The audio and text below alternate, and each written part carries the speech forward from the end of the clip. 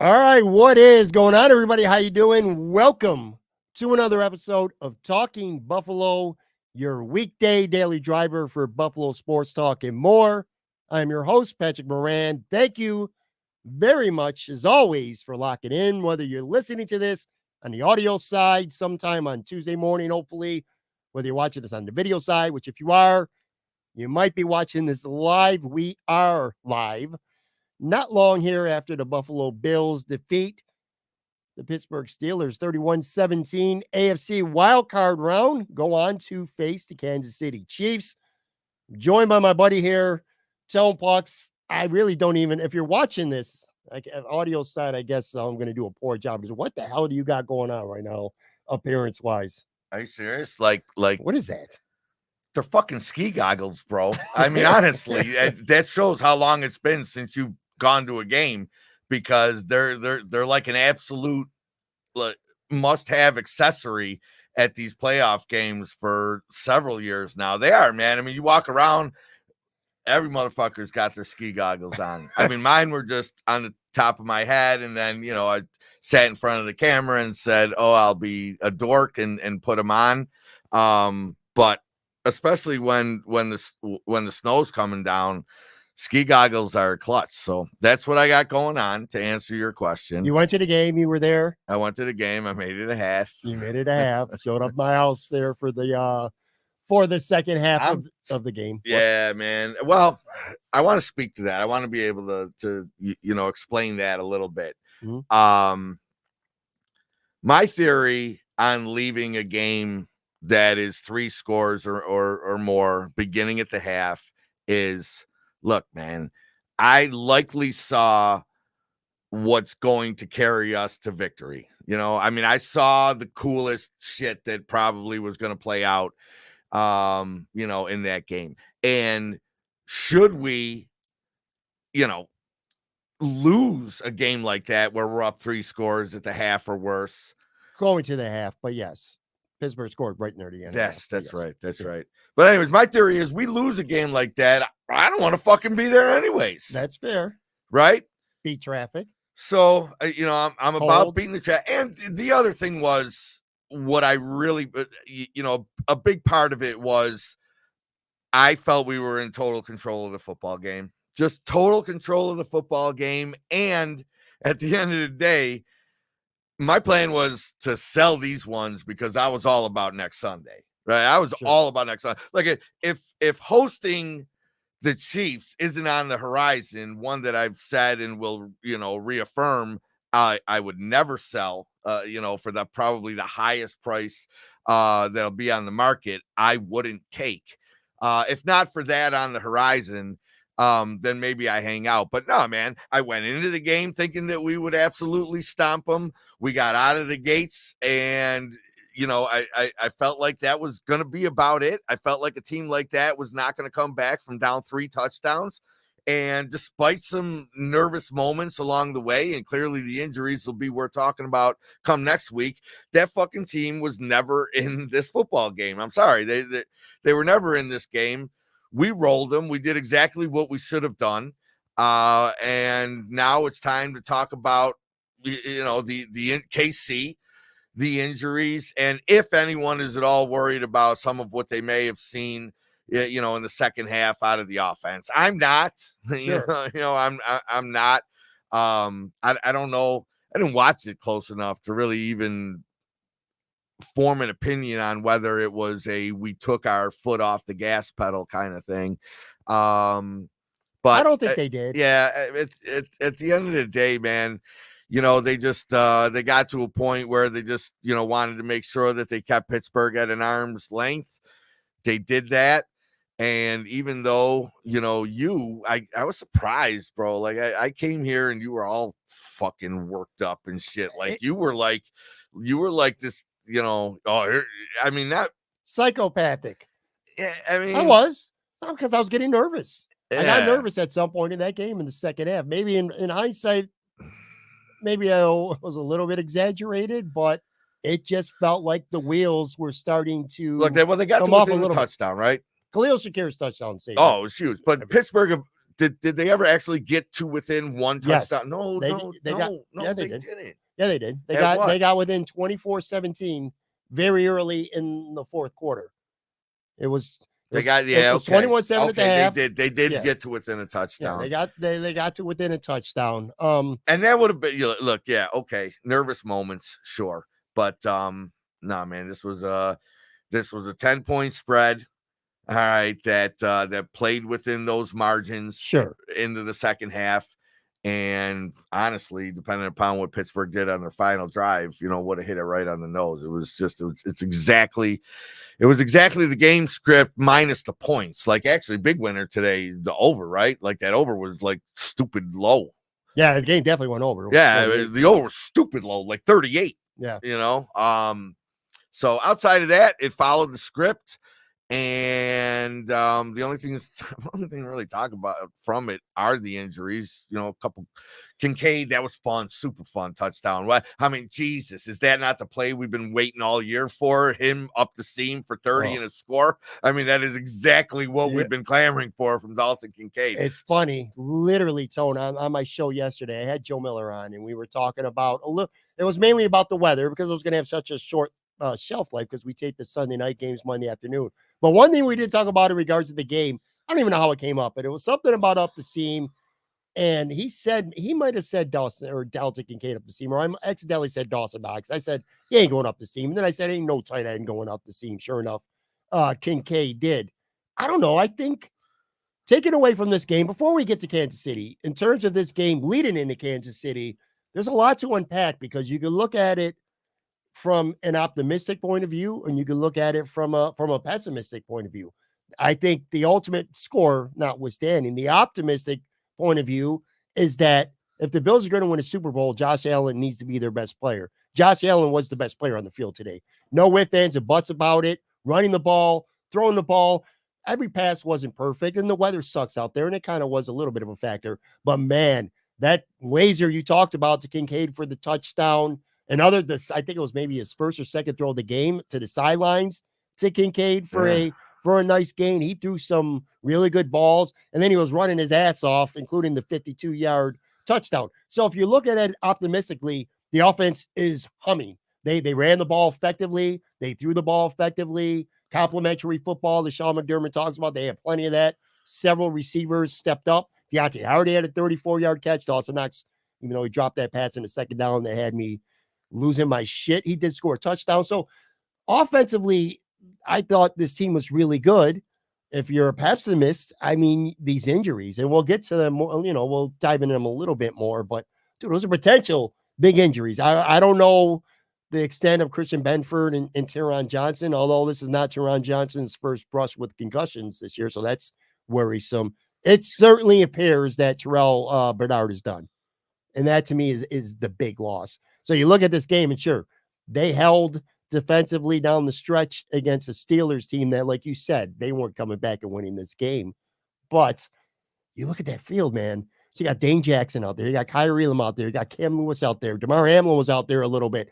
You got A.J. Klein, who was on a couch a couple weeks ago, playing essentially the whole game. Dorian Williams, who's got the shortest leash of anybody on the Sean McDermott defense, he's playing all these snaps. And I said to you, this is a fourth game of the preseason, fourth quarter defensive unit out there, and they're playing the fourth quarter of a playoff win or go home game. That's if you're looking at it from the pessimistic side. Before we get to the Chiefs, how are you looking at it? Like, are you balanced? Are you really optimistic right now with what you saw? Are you pessimistic because of the injuries? What are you thinking right now? Yeah, I mean, I'm not going to use point spread per se to make this point. But I would say that an overall Bills win probability took a hit with the loss of Terrell Bernard.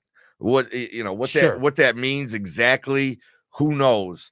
But you're worried that more plays inside the game, okay, are now going to go Kansas City's way because of the loss of that player, right? Sure. In the worst places too, in the places between the hashes where, their best pass catcher tends to work. Although I think I forget his first name, but I think Rice might be Rashee Rice. Might be virgin, might be willing or might be ready to to take that spot over. But yeah, man, it's a huge loss. I think we can assume it's going to be exactly that. Like no matter what they said about getting X-rays now or stuff like that, without he's done. Yeah, We're got carted off. We saw the replay. We're not seeing. He's not playing in 6 days. He's done. We're not seeing him again. My focus is on Taron Johnson right now because to me that's the big one. You're going to lose Bernard, and that hurts. Taron Johnson, that he's literally an All-Pro slot corner. Which, by the way, props to him on making second-team All-Pro this year. Well deserved. I like that. Yeah, and I know he will like that. Oh, because he'll probably be matched up a lot on Travis Kelce. So that's big, man. Well, I don't know that the Bills are going to go with. I thought about that. All right, I don't remember him ever going man with Johnson and Kelce. I don't think that's a good matchup for the Bills. I think the Bills have always tried to neutralize Kelce in multiple ways. Sometimes within the game itself, and then sometimes that might just be their game plan. I think early on we may have. I don't know if it was Trey man, but I think we definitely played him man with a corner one. As one strategy going into a game. That was, I think, earlier in the rivalry. But other than that, man, I think a lot of times they, they feel as though they can neutralize a player like that within their zone schemes. And that's going to change. But without being necessarily an X and O guy who breaks down film, there are ways that I could think of in my head that, given a full week of preparation, that we could possibly, find a way for what we think will be a replacement level off-ball linebacker. So we'll hope to get Dotson back, right? We'll hope to. That's crazy. You're not wrong. You're not wrong. You'll hope to get Dotson back, and then you go Klein or Williams, or in the worst case, there's no Dotson, and you go Klein and Williams, which is basically what you did today. So, what do you do from there?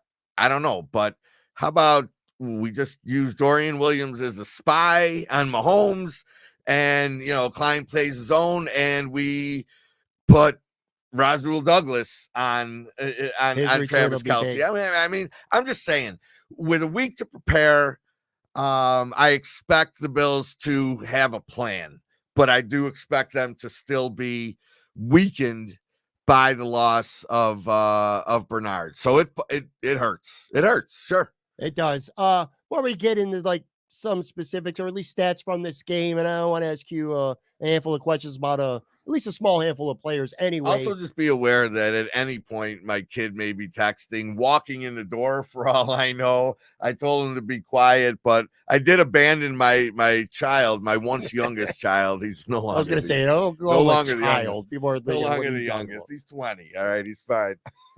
But I had to get out of there. My feet were freezing, and I felt the game was well in hand. And I said, just, take a ride share back to Pat's or something like that. And now he's getting ride share jerked around for like $100, $70, stuff like that. So he just keeps walking this way. Not to make light of anyone that's ever truly perished on their way home from a Bills game. But I'm just making sure he doesn't end up in a snowbank. So you went to the game. I was not leaving this fucking house. There's no way. That temperature's been on 72 all weekend long. Never lost power. And I'm here in West Seneca. Like, you're in Kenmore, so you got snow, but you didn't get hit as hard as we did. I'm out here in West Seneca. We got pummeled pretty well. It snowed a lot, about at least 3 feet here. Anyway, I'm going to leave the house, and I'm probably not going to leave the house. I work from home is my primary job, so I'm not leaving my house till I have to, which will be probably Wednesday. Anyway, you're at the stadium. Obviously, for fans watching on TV or we're following along on social media, stuff like that, we saw the videos and photos of getting the stadium ready, the shovelers. The field itself looked fantastic, obviously, on TV. How were the seats? Was there snow all over the place for you where you were sitting? Was it difficult to sit? Did you sit on top of snow? No, I mean, not really. We'll call the seats uninhabitable. But honestly, it's like I'm less impacted by that, by just the way mine are set up. I'm on an aisle, which I don't give a shit about, right? So I'm right on an upper deck aisle, and I'm in that tiny little 8-person row at the very end of the upper deck, right? So as long as us like 6 or 8 people or whatever we are, all right, aren't like, jockeying each other, too bad, which, you don't in smaller, how cold was it? Smaller groups. How fucking cold. Yeah. That's one thing it was. Here's a jerk off move by me, right? So I did the McKinley shuttle in, right? Not the ride share. I was gonna do the ride share back to the McKinley. Thought I could get away with with pretty reasonable fees until, numbnuts over there is probably gonna cost me at least a 50 spot for whenever he gets someone to take him here. But I did the McKinley shuttle, and this is actually pretty fun, man. I felt like kind of the bus hero, So I'm in the seat right behind the driver, and that their instructions are they've got to pull off to the side. You know what I mean? Like they had some guidelines that they needed to be following, right? But I could hear the drivers on the walkies getting all agitated with each other, like they ain't fucking directed us nowhere. They said they were going to direct us. And I just started to feel out my driver, like, man, like, what if everyone on the bus just like, so he's like 3 rows. He's in the middle. He's in the middle of traffic, in the middle of aisle, whatever it's called. What's it called? Lane. Thanks. I'm like, what if everyone just had to piss, man? Because that's how my son got off the first shuttle that he took over there. And I could tell right away this guy was like, well, if everyone had to go, I'd just let you off the bus. Right. And then I start hearing the buzz behind me, right? Like, like we're willing to just start throwing this guy money, just open the door. Right. Right in the middle of traffic. It didn't matter. Just look, I know we know you got to turn around. All right. And you're probably being told to get it to one side of the street to let us off, but we're good to go. And my man went for it, dude, and we just all emptied, man, like a bus just stopping in the middle lane of traffic, and we all just got up. And then I feel like I feel like I should have gotten a little more love than I did. Like people just started walking off, like paying me no mind. I thought I would get some love. They probably thought I was an absolute asshole, but it was a solid move. It was a solid move to get that bus. To get that bus in there. It didn't seem like the weather was bothering fans on TV. Those snowball games, man. Forget the whole throwing them at the field and the players and stuff like that. I mean, that's like just jerk off stuff. But those snow throw games when the Bills score, that is just, dude, cool. That is way, way, way cool to be a part of. All right, so the Bills, Bills come out playing great. They win the toss, they defer, they get a stop, they get the ball, go right down the field. Like I said, second throw of the game, precision to Kincaid. I think Dawson Knox scores the first touchdown. Then Pickens fumbles. And I'll tell you something, man. During that review, I took a lot of trips to the bathroom in the first quarter for warmth. Like I'm right on an aisle. Like I explained, I could get to the bathroom in 15 seconds and get like a solid minute of warmth, and then just shoot right back, like completely uninterrupted. And I was in the back. You missed the fumble? No, I saw the fumble, but as soon as I knew there was going to be a review, I headed to the bathroom. Oh, okay. Come on, man. Well, all right. I'm excellent at this, honestly. So, anyways, only seeing the replay on my way to the bathroom. I didn't sit there and focus on it. I thought it was going to be one that they did not have definitive enough cause to overturn. I thought that was it was bang bang. I mean, I just didn't think. I can't even remember what it was on the field. It was a fumble on the field. No, it was incomplete on the field. Yeah, incomplete on the field. Like I just thought, no matter what, I remember it even being that to me was a play that was too close to overrule. It was going to be what it was. On the that was a challenge by as opposed to the one that the Bills did not win, which I personally thought was a reversal all day. Like that one, that he was in bounds when he recovered that football. He That did. was, Well, they were saying I don't know what they're saying there. They No, were don't saying give me the here, fucking crown of the helmet. The Freiermuth, crown of the helmet was not touching out of bounds. No, not him. They're saying Pat Freiermuth's helmet to graze the ball, and Freiermuth was out of bounds. Oh, really? When he touched it. Yeah. So that's why. But I didn't get that. It was really being there. I didn't get it. It was really tough to see. But anyway, so yeah, the Bills come down. They score right away, 7-0. Bam, Dawson Knox touchdown. Pittsburgh gets the ball back. Pickens fumbles. First play too, man, right for the jugular. Again, the throw of the day. Josh Allen, 29 yards on the seam. They go right at it. 29 yards. Dalton Kincaid. Bam, 14-0. I immediately started thinking, when am I going to leave this game? As soon as he caught that touchdown, I was like, okay, we're on bounce. We're on bounce. Watch. It's 14-0. They look great. I tell myself, I'm watching the game, the usual suspects. My wife, my son, his girlfriend. I said, I'm not going to mention KC. Not talking about KC, not going to do it, not going to look ahead too much. Then Pittsburgh gets the ball. They drive all the way down the field. Kyrie Elam gets beat a couple times, draws a pass interference or gets pass interference on him. And then he gets an interception in the end zone, which, look, I don't want to beat up on Kyrie Elam too much. Okay. But look, he didn't have a chance to drop that ball. He turned around and the ball literally hit him in his hands. And then he balls down. Oh shit, I got an interception here. Anyway, good play by him. All right. He made the play. And then the Bills made them pay, drive down and get around to the 48-yard line. And then bam, Josh Allen with just a man's man run, man. That 52-yard touchdown. I'm up. I'm jacked up. It's 21-0. I'm like, this shit is a wrap. Josh Allen, they don't want no part of him. They don't want that smoke. They don't want to tackle his ass. That's right where I was. Right where I was. Let me tell you something. So the Chargers game, all right, I'm following Twitter during the Chargers game, heavily drinking, but I'm following the game on Twitter. Which one was that again? The Chargers game. The road game. I know, but what was the drinking? I don't remember. Okay. I don't remember. But here's what I do remember. Matt Marino put out a tweet during that game when Josh was playing like shit. And he was talking about, I think Josh Allen's the best player in the NFL. I think if you're starting a franchise, he's probably your first overall pick today. And I agree with that. But he also said he's playing like shit because he did kind of play like shit at times in that game. Yeah. And I look at games like this game on Sunday, and those are just things that other guys don't do. Lamar Jackson can score a 52-yard touchdown. He's done a million times. It's just different. You combine the ability to run through somebody with the speed and the athleticism and the arm strength and the plays he can make. He threw that ball on the run. He had in the second half, I don't know if you saw the play or not, but a completion to Stephon Diggs where it looked like he was going to fall out of bounds, and he did it again.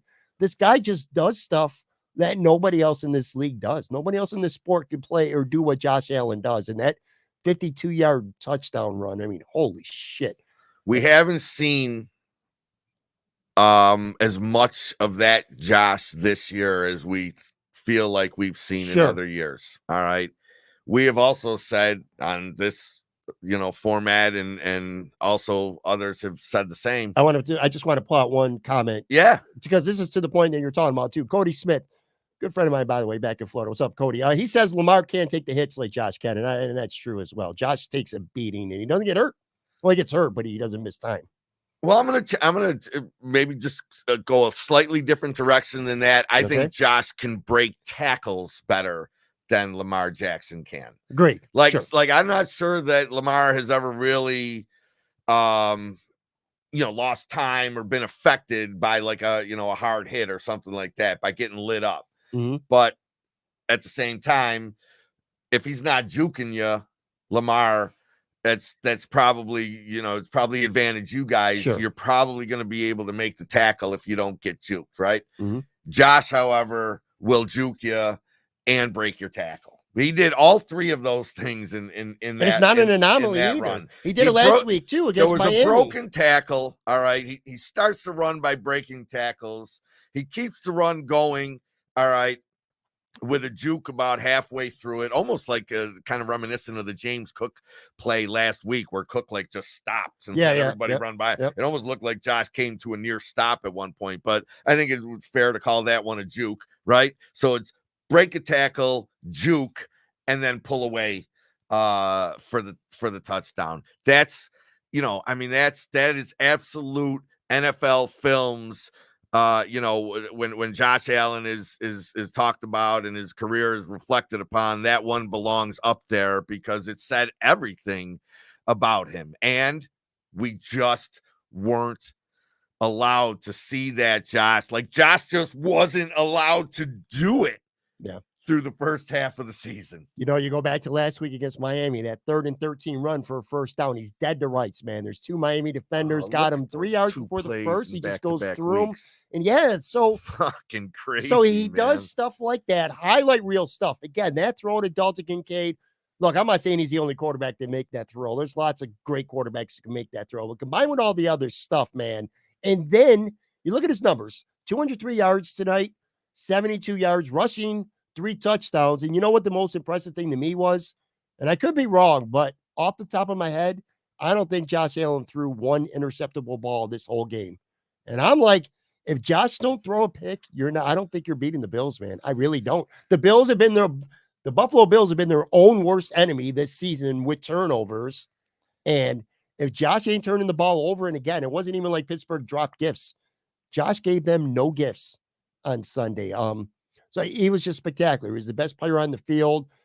James Cook ran the ball pretty well when he did have an opportunity to get a hole. All right, don't move off the Josh part too. Go ahead. Why? What's up? Because I'm far. No, because I want to compliment you. I know you were probably carrying your thoughts a little bit longer because you saw me in the middle and texted my kid over here. But apparently his Uber ride has begun. So if you hear a door open here, like, is this Tony Puckhaber here? That's him. But a great point on the Josh not throwing the interceptable ball today. The only one I can think of was actually, to me, a fucking whale of a play. Just he needed a little bit more air under it. But it was one down around the goal line to Stephon Diggs that the Steelers defender jumped up and just got a piece of it. Rowe got a piece of it. Yeah, it was a nice play, right in my end zone. I was excited for that one. The Kincaid play was the opposite end zone. But yeah, man, like Josh was great with the football. And in the second half, you know what? Maybe I have an answer for when I said if there's anything to worry about from the offense kind of running stagnant in the second half.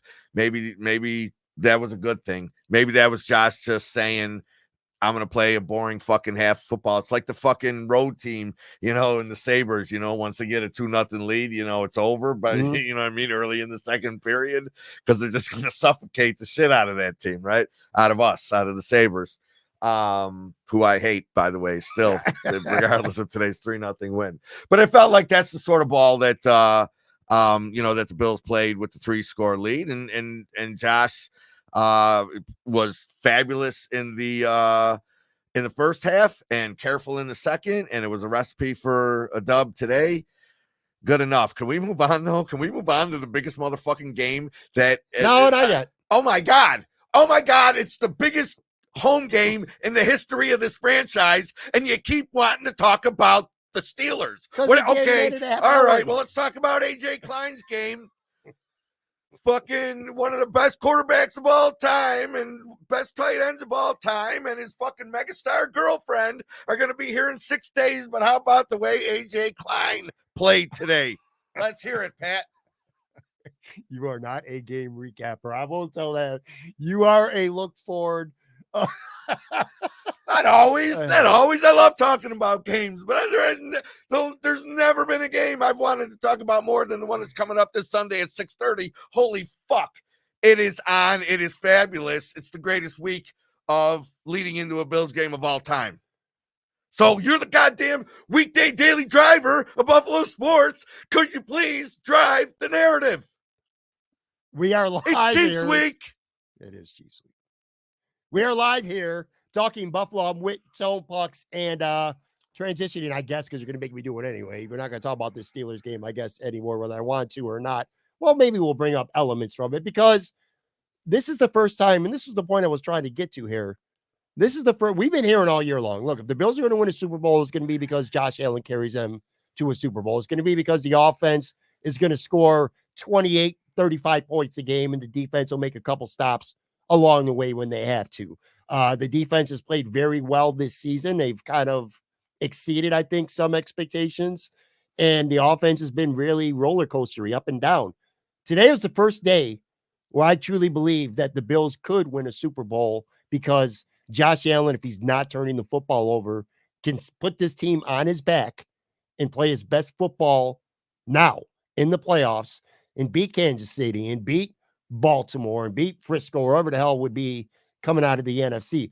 I feel like this offense is good enough. Do you think this offense, what you saw today and what you've seen down the stretch with the Bills basically been playing playoff games now for a month, is this offense good enough right now as things stand to win a Super Bowl? And by the way, no Gabe Davis today either. With Trent Sherfield did nothing in his place. And it didn't matter because he still put up 31. But is this offense to you good enough right now? Yeah, if they stay at the clip that they were at today, then we'll give it to the offense, right? We'll give it to the offense in terms of them playing at a playoff level, between now through, what would be the Super Bowl. If they, the defense has got to be where they got to get healthier. Yeah, Count Bernard out, but the other guys, they need Taron Johnson, man. They need Rasul Douglas. Those are the two guys that I think they really need. Maybe they could get by without, if who's the corner went down to the Christian Benford. If he's down, it's a good player. He is a good player.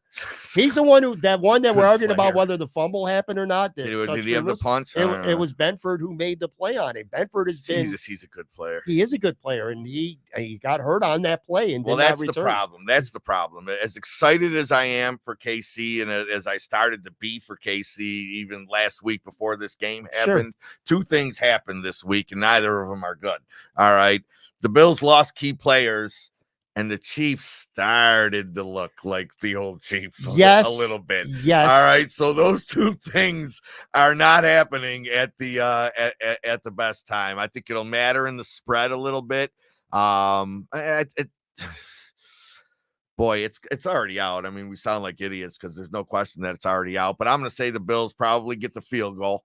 Vegas give the field goal. They give the field goal. Yeah. When I say get, I mean they get as much as the home field advantage.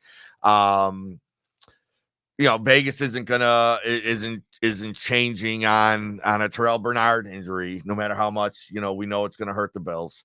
So my guess is Bills opening at 3, but and I'm not saying that had Kansas City not looked good or had the Bills not suffered injuries today, that I think it would be that far off of 3 anyways. But I think both those things matter. All right. I think Kansas City looking like they're finding some rhythm. And I think obviously our potential losses, they got to get some guys back. They're gonna matter. It's gonna matter in this football game. It is. Man. And what we just talked about, the Bills Josh Allen's gonna have to carry the team in the Super Bowl. This is last week. If we were talking Bills KC and just completely look back past the Steelers, which you did, I would have said the Bills could score 21, 24 points, and this defense is good enough to throttle the Chiefs. I don't feel that way anymore because I saw a Bills defense in the fourth quarter of a playoff game, again, that had Dane Jackson and Kyrie Elam as their corner, Cam Lewis as their slot. When they went to that dime package, DeMar Hamlin's coming into the game, and you have A.J. Klein and Dorian Williams. You got to get some of these guys back, or the Bills are going to have to score 30-plus points. You know who we haven't mentioned when we talk about potential guys to get back? And I know we've mentioned Dotson because of the injury to Bernard, and of course we've mentioned Douglas because of the injury to Benford. Mm-hmm. Getting Taylor Rapp back would be huge. Sure. Yeah. Getting Taylor Rapp back would be absolutely huge. Because they do so much, in that area. Now, when they had Hill, they could stretch you. You know what I mean? And as good as Rice has been, I don't know that he can. No one stretches somebody that stretches a team the way that Hill did when he was there. But I don't know how much they stretch a defense like they used to. But they still run very good intermediate. With Rice and Kelsey, and the intermediate is where the losses came. They're not really on the boundaries. You know what I mean? If you want to talk about a couple guys that have to step up, this coming week in the face of the injuries, it's your two veteran safeties, right? I mean, we can't. I know we don't want to put them in like singles and stuff like that. I get all that, man, but it's not really a game where they can afford to play a too deep shell. They got to come up and make some plays, man. You know what I mean? AJ Klein cannot fucking check Travis Kelce, but if Micah Hyde's got an eye out over there and can peel into double, then better off for it. I'm. Do you like Sean McDermott enough to know with a week of preparation what's going on in Orchard Park, knowing the injury situation, and we don't know how things are going to play out. Again, this could be you're going to lose Bernard, but you could get Douglas back, you could get Dodson back, you could get Rapp back, and those are three big. Sean McDermott's ability, all right, to manage these losses and know how to game plan around his roster's strengths. I'll put it up against any fucking coach in the league. Okay. There is no one I would want more than Sean McDermott when it comes to game planning in the face of these injuries, man, because Sean McDermott, unlike us, we talk about AJ Klein, it was on his couch 2 weeks ago. No, man. He was. AJ Klein spent a few days off the practice squad. All right. But he was always on McDermott's radar. McDermott plans for catastrophic scenarios where he's down to his fourth fucking linebacker. He's just that guy. And I think he'll be excellent. You know what I mean? I mean, I do. I think they game plan terrifically, and I think he's as good as anybody at playing to the strengths of his back seven. I mean, he's excellent at it. He just is. It's gonna now if it makes him blitz more or something like that, if he's having trouble getting home, or that was a little bit of a problem today, by the way. Yes, it was. If he switches some things up, all right, with rush schemes where he takes big risks and stuff like that, well, then I reserve the right to say, okay, that wasn't the right move. But in terms of preparing a player, all right, let's say it's Dorian Williams. Let's say it's got to be Williams, it's Klein Williams, whatever. All right, preparing a player, and putting him in the spots where he's not going to kill you. I got the guy I want 10 times out of 10.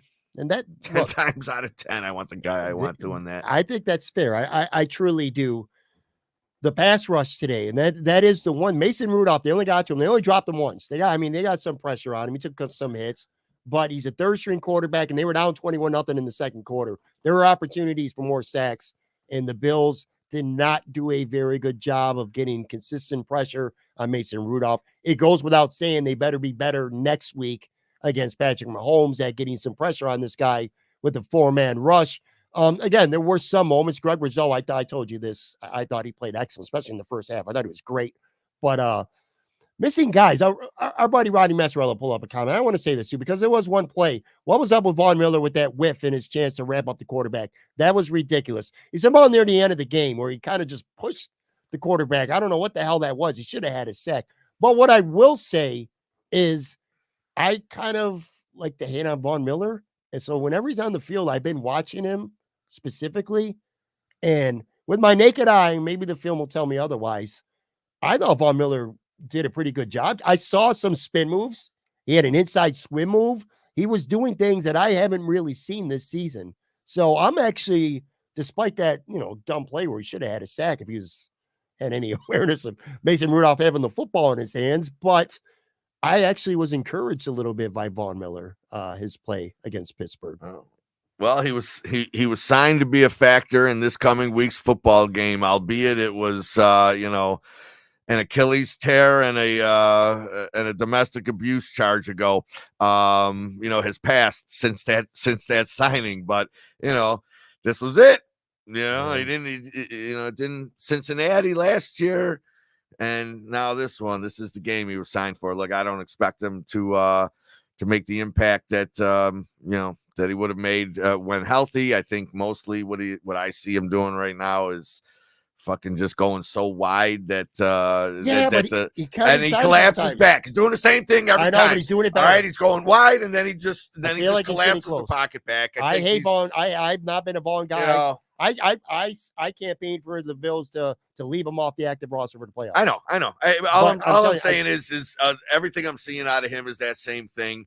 I stand by what I said, whatever it was 2-3 weeks ago. I don't mind him being on the active, on the game day roster and stuff like that. I'll take him over Kingsley Jonathan, although Jonathan, is a nice player and obviously the fresher, healthier guy, but I'll take my chances with the guy I'm paying a boatload of money to and is going to wear a gold jacket someday. But I'm not depending upon him in those crunch times, in those clutch moments. It's Floyd and Rousseau. You know what I mean? And maybe he's playing clutch moments though. Maybe he's on the field in clutch moments because he was on the field at the end of the Miami game. When Tua threw that interception on that last series, he was on the field for in the rotation. When the team, yes, that's a big part of it. So sure, they don't. They'll be able to keep Rousseau on the field. I feel like he's closer. We'll see, man. Might make a play. It might come down to a play. Be fucking fabulous, man. My God, it would be just so Buffalo to to wrap up that game with a guy that a month ago we wanted to throw out of town for being a domestic abuser, but yet we'll be fawning all over him when he makes the sack to take us to the AFC Championship. I mean, absolutely, that's who we are. And that's there's worse scenarios. That's okay. Generally speaking, that's okay. NFL fans. I'd rather be a bad person in their fandom. We are bad people. A bad person with a good football result is something I'll be able to live with a little bit easier. Props my way, Scottish Bills, who commented, these are great games. I don't mind staying up late for here in Scotland, all the way in Scotland. Thanks for the great show, guys. Appreciate you tuning in today. All right, so we talk about the Chiefs, man. This is chapter 7 now of Patrick Mahomes versus Josh Allen. It's 3-3. But Patrick Mahomes is 2-0 in the playoffs against Buffalo. Dude, so many storylines. First of all, Patrick Mahomes has never played a road playoff game in his career. So this is going to be the first on Sunday. That's going to matter. Oh, that's he's huge. He's never had a. Well, that's huge for the story. I'm sorry. I don't think it's necessarily huge for the outcome of this game. But as far as storylines going in, sure. All right, the fact that his first road playoff game ever, a 2-time Super Bowl champion already, and his first road playoff game ever is coming to the Mafia. That helps the hype train in a big way. And I think it. For Mahomes haters out there, you know what I mean? It's not just Buffalo who sits there and looks at it as, kind of a stunning stat that he's never played a road playoff game before. And now we're the team that gets to, that gets to be that host. It's so juicy. It's Monday night. I'm starting to juices. It usually takes me until like Thursday or Friday to really get the juices flowing for a big game, playoff game, regular season game, whatever it may be. This is going to be one of the biggest Bills home games ever. Obviously, it's not one of. It is the biggest. I would argue one. All right, let's go. The one I would argue is the 51-3 game against the Raiders. It was the AFC Championship. Yeah, their first. I knew that's where someone would go. But I think the Bills were the better team. I mean, the Raiders were good coming in, but this is. Maybe if you look outside of Buffalo and you look outside of KC, because most Buffalo people are going to like the Bills. Most KC people are going to like KC, especially Nick Wright. We're going to hear a lot of fucking shit from him all week long. But I would say this is close to a coin flip game nationally. Like the national people who cover this team, if they're being honest, I think it's kind of almost like a coin flip game. So that Raiders game, it felt like imminent. The Bills were going to smack the shit out of the Raiders. It's going to be posh to pick the Bills this week. I'm just telling you right now. It's going to be what? It's going to be posh to pick the Bills this week. I got the national media coming in probably around 65 to as high as 75% Bills. Really? You think so? Yeah, I think. I think again, the national media won't be giving maybe because Josh played well today. That's good. That it's going to be live. They won ugly, like 17-10 against the Steelers. The offense is still leaking all over the place. But the fact that they were pretty spot on today, effective running and throwing, I think that will guide. Yeah, I think Buffalo's going to be the posh pick, man. That kind of scares and it's me. the juiciest game of the week too. I mean, you look around. I'm not just about Buffalo. I'm talking about the whole playoffs, like the whole It's second the juiciest round. game in years, man. Yeah.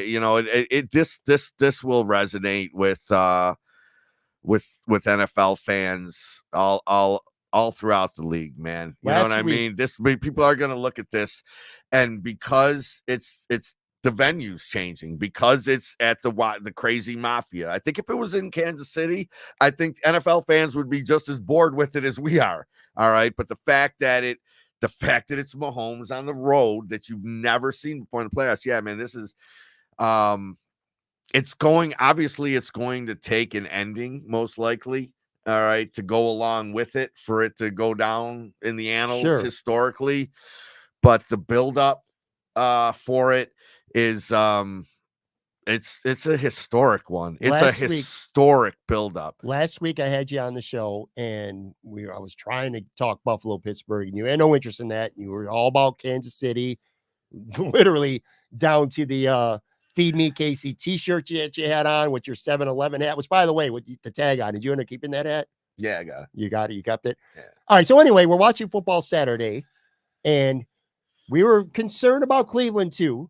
And we talked. I remember after we were done taping, I was like, I want Cleveland. But by the end of that, I got nervous, and I'm like, you know what? I think I might rather play KC of those two teams. But anyway, it doesn't matter, because at 4:30, Houston smacked the shit out of Cleveland. And then we get to Saturday night, knowing that if Miami won, you would have been playing Houston. We would have been playing Houston. Where were your loyalties on that game Saturday? Like, were you rooting for Kansas City so that you could play them, or were you rooting for Miami to get Houston at home? Now you're talking pedigree and hype and, the dream matchup, man. This is Ali Frazier on Sunday, or the potential easier opponent. Like, what were you rooting for on Saturday night? I'm sorry, man. I got 5 Facebook notifications I'm so excited about right now. What were you saying again? Yo, I caught it all. I turned a little bit. I turned a little bit towards wanting the easier game, or the perceived easier game, sure. The easier quarterback. All right, let's say that. When we lost a day of rest, okay, when I knew that our opponent would have, whatever it was, 8 days versus our 6, or 7 versus 5, however you break it down. That, which is going to matter now with these injuries. Does. It's so much more. That extra day might matter plenty. It does matter. And so I found myself, I began by kind of wanting Cleveland, because in my perfect play out of the playoffs, I would have Cleveland beating Baltimore. Like I would have never guessed that Houston would be able to beat Baltimore. So I wanted Cleveland to win that game for that to happen. And I really thought they would. I thought, like, when I watched Cleveland down the stretch, granted it was at some pretty against some pretty bad opponents, but I was like, damn, man, this team looks good. And I was surprised. That Houston stopped them. But obviously, so Houston gets up on them early. Well, not super early, but before it hits 000, that's for sure. So you start thinking ahead, and yes, I was like, all right, I wouldn't mind Miami winning this, because I would rather. I would rather. I'm not afraid of Kansas City, but I wanted Houston. But it never got to a point. It never got to a point with me where, like, when Miami scored to make it 10-7 on the Tyreek Hill, duck of a long ball, I wasn't like, all right, all right, but back in this. I was never cheering that hard, because I always knew, all right, that the alternative was still what I wanted anyways, even if we have less days to prepare for it or whatever. It just screamed an all-timer. And I want to, in my life, all right, be a part of as many all-timers as possible, and I fell right back into Feed Me KC with the greatest of ease, As the as that game I was resigned to much it. more transparent. It didn't matter to me, man. I wanted Miami, but I was resigned.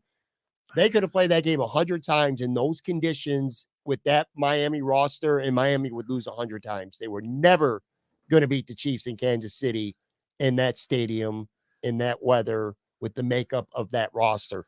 Miami is a soft-ass football team, man. They are all sizzle, no steak. They are. They're the Dallas Cowboys. You know that Spider-Man meme where they point at each other? That's Dallas and Miami, dude. Same types of, they pile up numbers. They roll you if you stink. They're good at home. And then it gets crunch time and it gets tight. And they're timing based off, and the quarterbacks play shitty games in the biggest moments. And they're a soft team, man. And if I'm a Miami Dolphin fan, I don't know if I want Tua again in a long-term deal. And you better get some grit, man, because that team's just, I don't know. They are a soft ass football team, which, circling back here as we kind of wrap up here with the Chiefs. I know I see that's on his face. As I said, we're wrapping up. If you're watching on the video side, someone's kind of like half asleep and he kind of perked up, as I said, as we're getting ready to wrap up here. See, that's why even if you listen to this podcast, you should probably go back afterwards and check out the YouTube video version anyway. But seriously, in terms of the Kansas City Chiefs, look, they looked really good on Saturday, but even so, Rashee Rice has emerged. I think he's legit now, and I don't think that's a fluke. I think he's just become a good receiver for them, but still not that impressed with that offense. They could have scored more against Miami. They should have. They leave points on the board. They make a lot of mistakes. Jawan Taylor's getting at least one holding call a game. That's always going to happen. That's insane. The number of 19 penalties. 19. That is unbelievable. 19. Kelsey's dropping How passes. could that guy 34 Kelsey's still a great player, but he's 34 years old. He's slowing down some. He's dropping balls. The other receivers still suck. Mahomes throws a couple interceptable balls every game, and I still see a team that is not really that good on offense. They might have looked pretty good against Miami, but again, playing them in their stadium, a team, by the way, they had nobody on defense. Their defense on paper was no better than the Bills' defense in the second half of this game here against the Steelers. The difference is the Bills were playing the Steelers and Miami was playing the defending Super Bowl champions. I guess what I'm saying is, if you have a right to be concerned about Kansas City because of their pedigree, they got Patrick Mahomes and a great defense, by the way. Their defense has been good all season long. But I just don't think that offense is that good, man. I don't.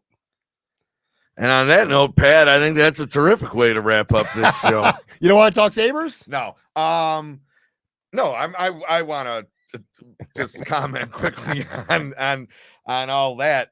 I didn't really hear anything of probably the 45 to 60% of what I heard. I didn't really hear anything that I would disagree with. I think you're spot on with where they are right now, and the fact that about Rice and Kelsey. You know what? I'm going to be honest with you, man. It's just neither one of them are really I'm not X and O in this game. Okay. I'm straight fucking like, ooh, you know what I mean? Right. Chocolate boy. Remember? Chocolate boy. That is not a race related thing. All right. Happy Martin Luther King Day to everybody. I mean, I'm just giddy. I'm sorry. You know what I mean? I'll look at some X's and O's. I'll talk about it a little bit. What does Sean McDermott do? If Sean McDermott goes by the old, rule of I'm gonna take what you do best away, is it time to start talking about, taking away Rice over Kelsey? Those are great conversations to have. I'm no good at having them because I don't watch any film. I'm just gonna sit back. I'm gonna think about this matchup. Hall of Famers all over the place. Fucking the mega star in the suite.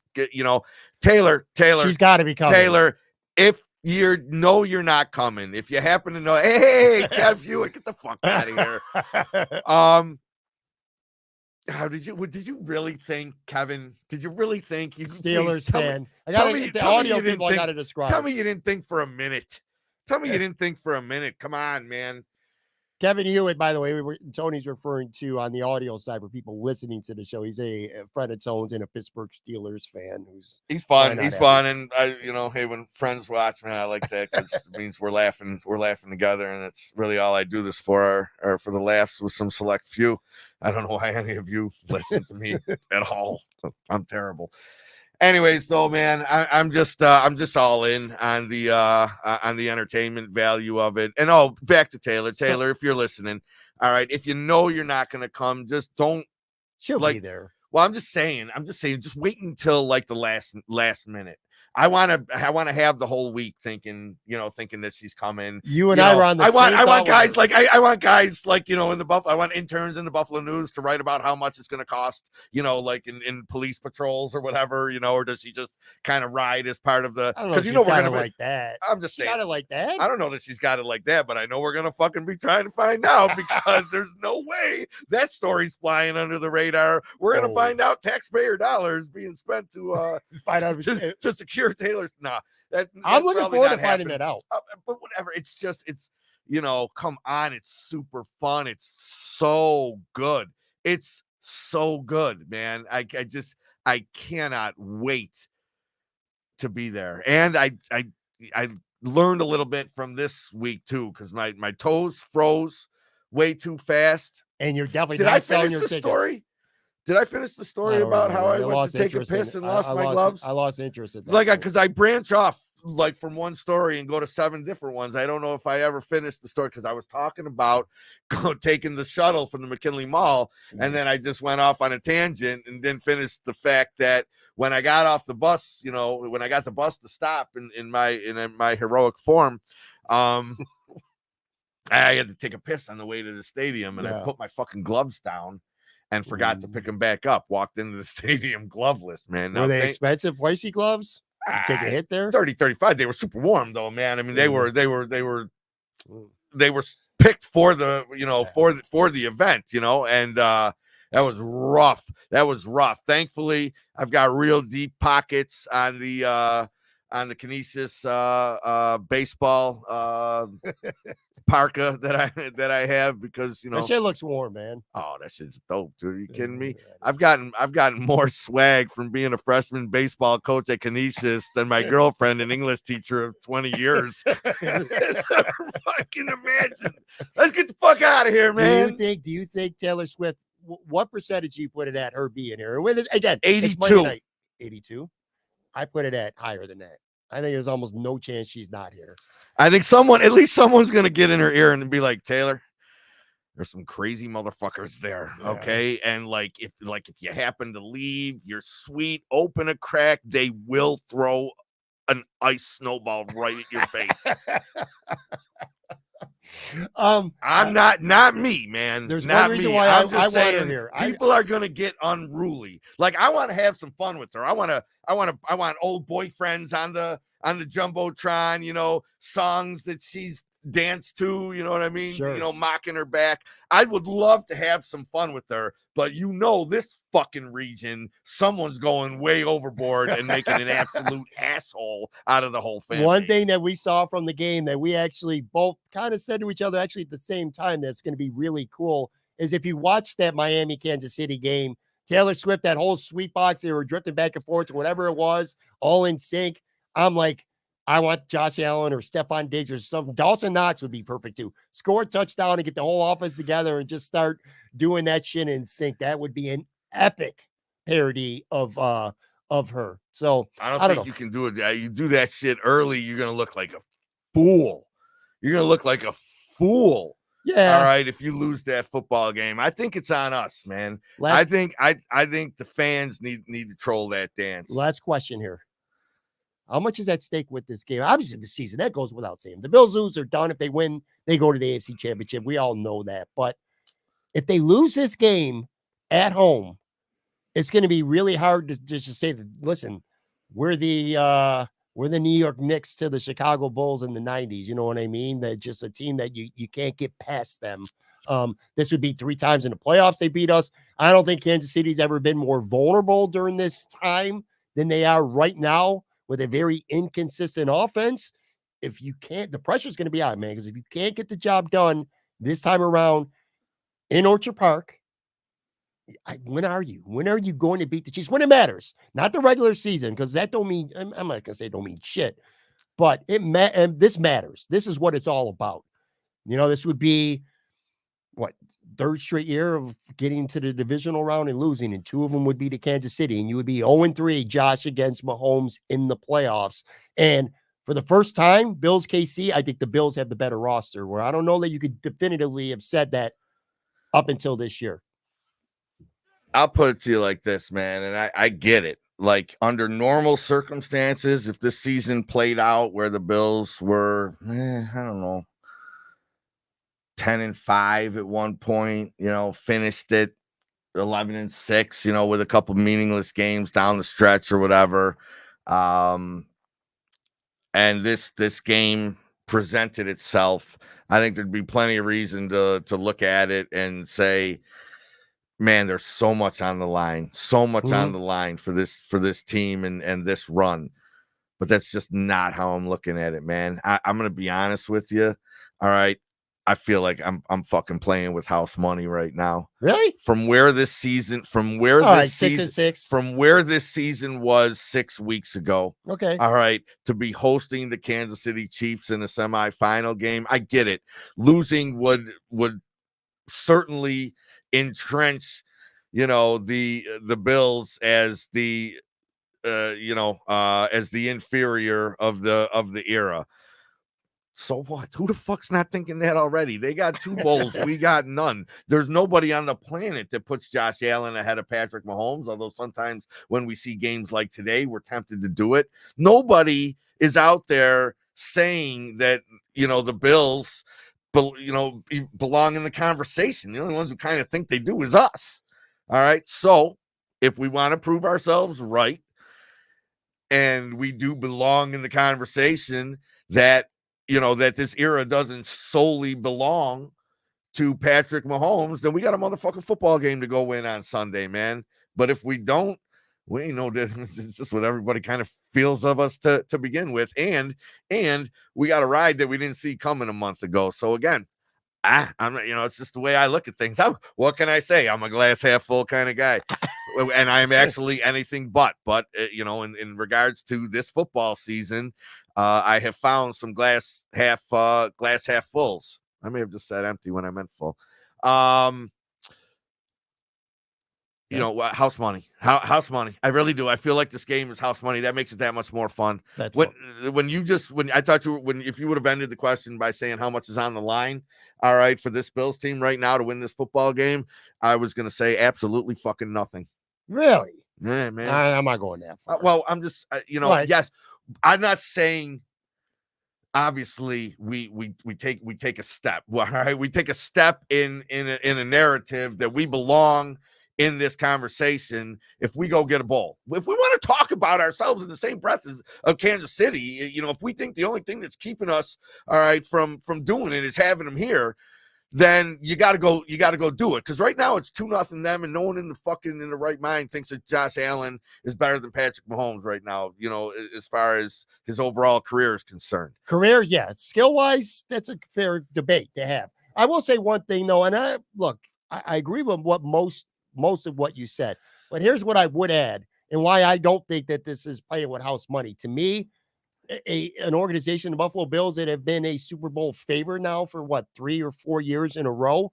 To me, the window doesn't close. If the Bills go out and they lose by a field goal, or they lose by 14 on Sunday, the window's not closed, but I don't think it's going to be more open than it is right now, because for a couple of years with the cap, you're not going out and filling your roster with Taylor Rapps and Leonard Floyds, and somebody gets hurt, you could go out and get a Laval Joseph for $3.5 million halfway through the season. Those types of players, the salary cap, the ability to go out and add to this roster with as much veteran depth and talent as they've been able to do. So that's why I'm not necessarily saying it's now or never, but I just don't think there's going to be a better opportunity or an easier opportunity to get to the Super Bowl than right now, because you got a team that's, again, not that great on offense this year in your house. And I believe they can go into Baltimore. And I'm not sure Baltimore's going to be Houston, by the way. Don't sleep on Houston. Like we kept saying, oh, it would have been nice to have Houston come here. Maybe not, man. That offense is pretty goddamn explosive. Well, what's funny is that, I never would have wanted it to be Miami. I think they would have just done to Miami what they did, all over again. So sure. I kind of got to a point where I was like, maybe Houston's just young and dumb enough not to give a fuck. Yeah, Houston has a better chance of beating Baltimore. I still think Cleveland had the best chance, but Houston has a better chance than Miami would have, I think, to go into Baltimore and beat them. But that is definitely getting ahead of ourselves. Last point, and we're getting out of here. Thursday, not even a point of note. Thursday night, because the Bills won and it is Buffalo, Kansas City, want to let people know that I am actually going to be live Thursday night at Casey's Black Rock Tavern, which is, by the way, a Kansas City Chiefs backer bar.